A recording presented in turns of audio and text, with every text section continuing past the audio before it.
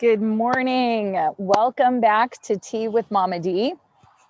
I am really excited to kind of start this series because I know I'm just going to talk longer than 10 minutes about an area I'm so passionate about, leadership, and what that means for us as parents specifically. And parenting is leadership. You heard it here. Parenting is leadership.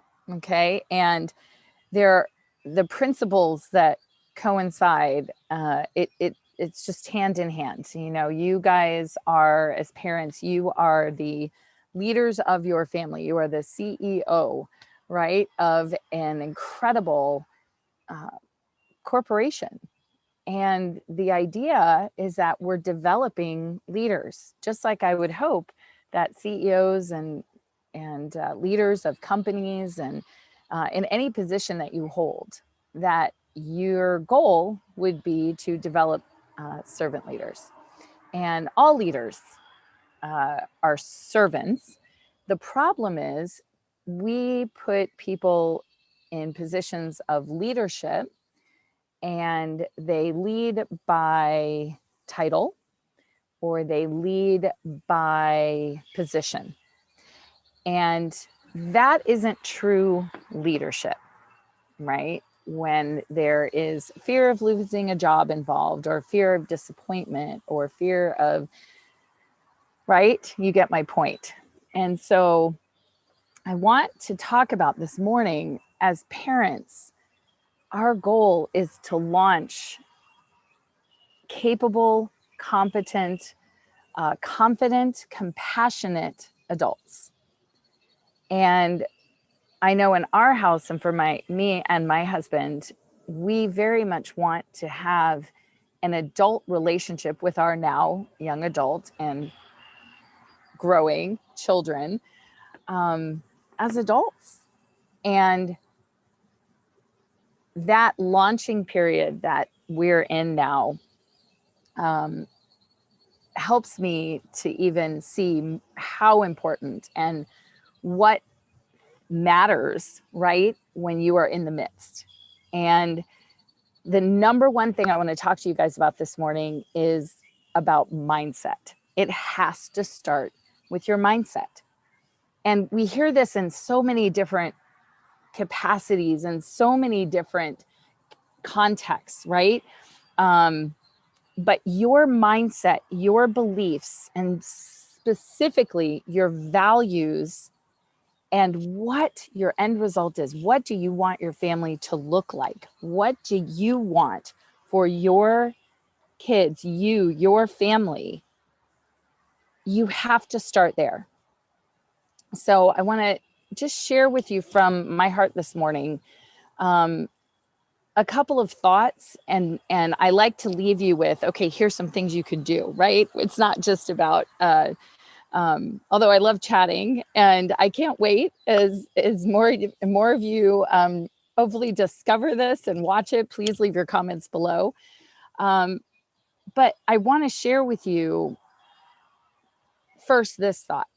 Okay, number one. And so I guess there are kind of action steps built in here. You'll learn I'm big on action steps, on doing, right? I actually have led for a long time dream workshops, but I think I need to rename those because it's not just about dreaming, but you have to start there and you can't be afraid to dream.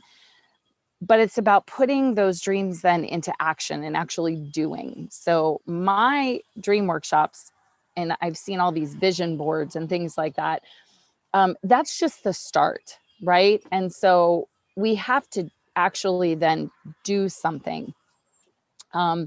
So mixed in here, you'll probably get a good dose of that as well. But the first thing that I want to encourage you to do is to envision what you want for your family, no matter what circumstance you're in, no matter what you feel might be happening. If you have young children and you're feeling completely exhausted and overwhelmed, and maybe your kids are fighting because they're together too much, or you and your husband are so overstressed and maybe working full time, and or, you know, your circumstances just right now, maybe you've suffered a loss or things are really tough, right?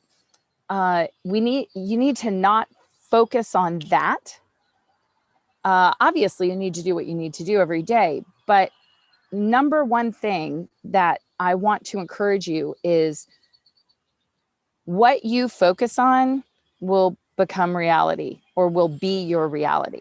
So let's shift our mindset to focus on strengths, on positives, on where you want to go and what you want for your family and to see in your family. Okay.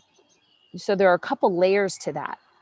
But this morning, we have to start with you personally, right? What you do and how you change your mindset will change your belief system, will change your words, will change your actions, which will then in turn affect your entire family. Okay. So unfortunately, it's so hard, but I say this all the time. The hardest thing for me whether it's as a mom or a homeschool mom, was looking myself in the mirror. Okay, where do I need to change? What do I need to do differently? So a couple of things here. One, I want you to do this exercise. I want you to sit down and write out. You can do a list. I'm big on bullet points. That's just me. You can write a narrative. What do you envision for your family? And I want you to think about it for at the end of the summer. That's your first endpoint. What you would like to see, how you would like to see your family at the end of this summer. You can do this. And then number two, what do you want to see for your family at the end of next year? Okay, that'll start incorporating some of the education and other stuff that we've been talking about. And as I talk through this series on leadership, what'll happen down the road. But what do you envision your family looking like? And what do you want for your family? And I want you to really focus on, think about your family values. So I guess maybe you should start here. If you haven't done this already, and I've talked about it so often, I call it your family five. So maybe if you guys haven't ever done this, here's where you should start. Your number one, and then go to the envisioning. Okay. So number one, if you've never done your family five values, I would encourage you strongly to sit down with your entire family, no matter what age your kids are. This is a family activity. I want you to brainstorm, and I want you to just write out like as many of important values to your family as you can think of: honesty, integrity, physical health or physical activity, spirituality or faith, um, anything, right? Anything and everything that's important to your family. Travel, um, you know, spending time together, whatever comes to mind. Let everybody participate. And then I want you all, and here's a way you can do it, is each person in the family then writes out their top five. And you can fudge it and make it more than that, but top five, okay? And if somebody really can't decide, you know, you can let them put more.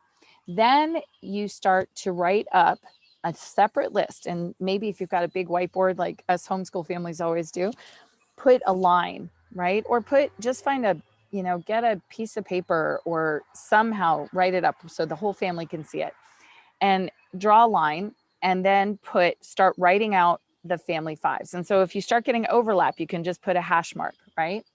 And see if you can come up with a top five based on all of you. Now that can happen, but usually you're not all going to agree on the top five, right? And then start to talk about it. Really discuss it and come up with your family five core values.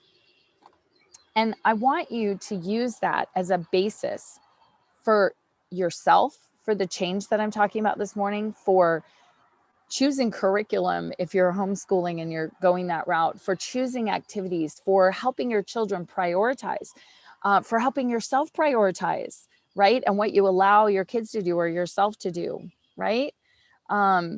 Maybe one of your family values is self-care. Well, hello, you have to practice that, right?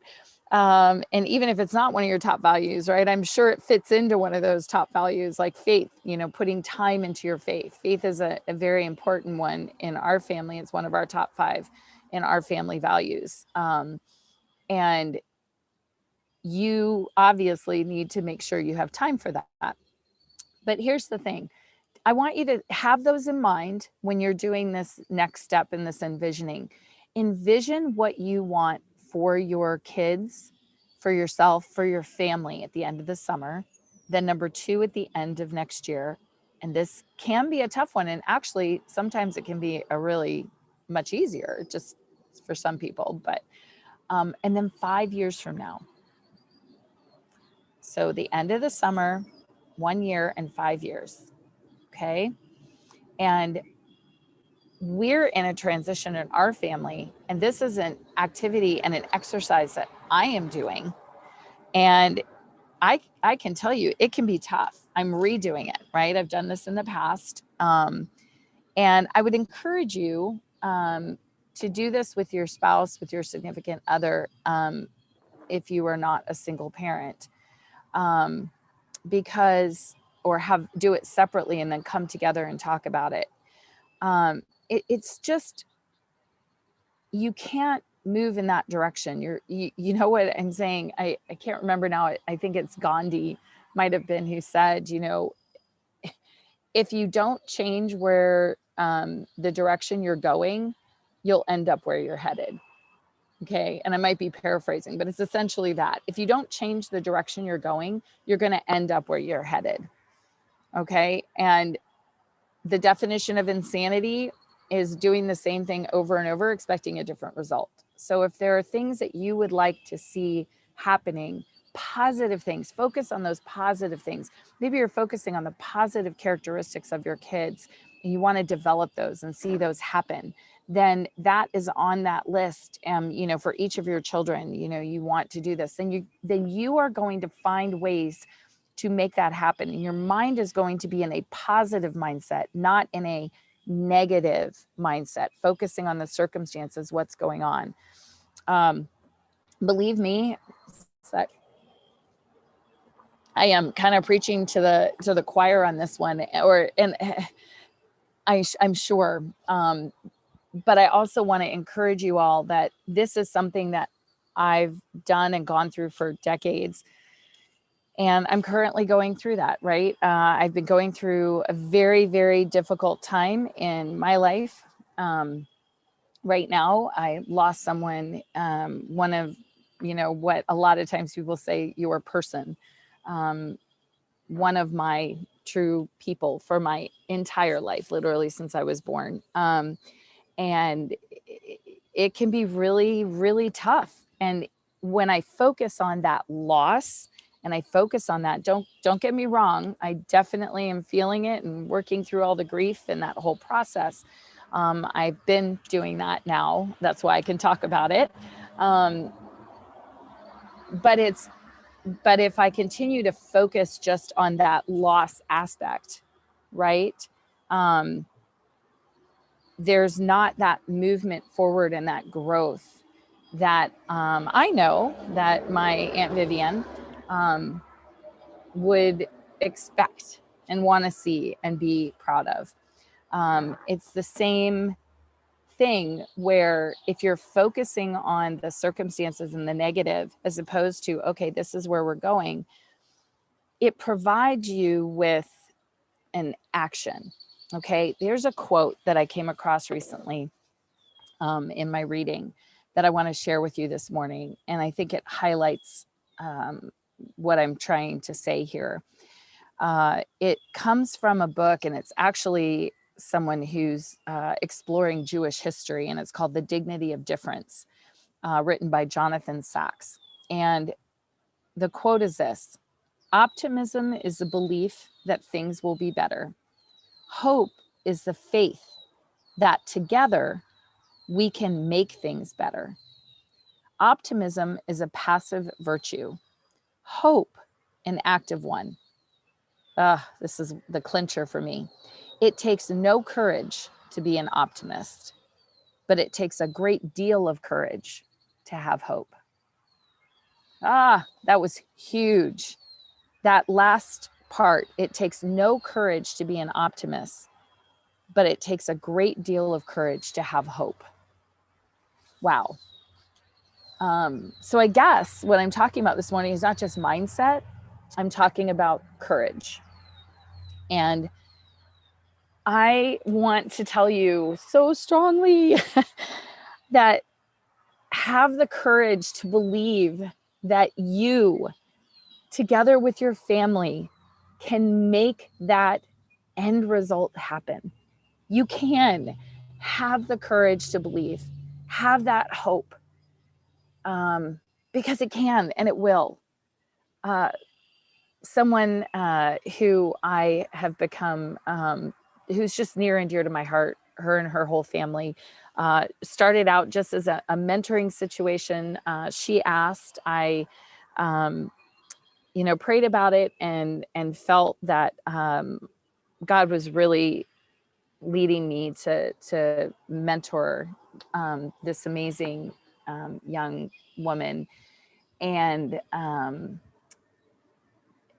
it's as much of a blessing to me as it is to them. But she was very encouraging last night with me when we met for the first time in person since COVID hit, and it was amazing and it was wonderful and it was too short as usual. But she has a new baby and I got to meet him, and I know I'm babbling right now, but my point of this is she said something that really hit home with me when we were talking about seeing my young adult children and aspiring to that goal, that we're still involved in their lives and that our children reach out to us and are their issues and their problems and struggles. Oh gosh, yes. But at the end of the day, I am so, so blessed. I was also very encouraged. Someone else just in my life who now is starting to get to know my adult children in a on their own a little bit. Just shared with me, what amazing character our children have, and their kindness and their compassion and intelligence, and that is what it's all about. That is exactly when my husband and I decided to homeschool. It all came down to the values and the character that we wanted to build in our kids. Now, do we all make mistakes? Do they make mistakes? Of course, right? We're all people. We make mistakes, but their character, who they are as people, oh my goodness, just such a blessing, right? And so I want you to have that courage to believe, no matter what's happening in your life, in their lives, in the life of your family, together, you can hope. You can believe that those end results, the end of the summer, the end of the year, 5 years, it can and will happen. Have that courage to hope. And it starts with you. It does start with you. Okay. Because it's an incredible leadership principle that if you want to develop people as a leader, and you truly want to develop the people around you, you want to focus on their strengths.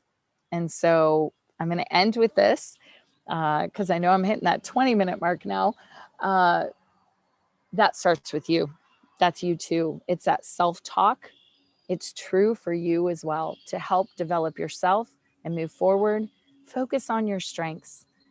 Know that you are strong, that you have incredible gifts and strengths that God has given you, and that you can have the courage to hope. And I can't wait to see you again till next week. And actually, I should have mentioned this before. I don't know why I haven't mentioned it, but this kind of information, talking about leadership and, parenting and education, all of this. If you guys want more of this information, and I put together an incredible workbook that just provides a lot of different action steps and just incredible information from leading leadership and relationship and corporate and education field and parenting. If you want more information, you're hungry for that kind of information, please jump over to the Aspire website, aspireeducation.us, and check out our Raising Future Leaders Summit. It truly is life-changing. For everyone who's purchased it and let us know that, we really appreciate it. And I'm sorry I haven't shared that before now, but really, honestly, we have an incredible offer right now going on too. So if that sparks your interest, just head over there. You can find it, Raising Future Leaders. If you hover over the resources button when you go to our homepage, you'll see it right there, Raising Future Leaders series. But have an awesome week, everyone. I can't wait to talk to you again next week. And please, if you're watching this and you have any questions or comments, please leave them below. We'll make sure we get back to you on that, me or one of our team. All right. Have an awesome week, everyone. Take care. God bless.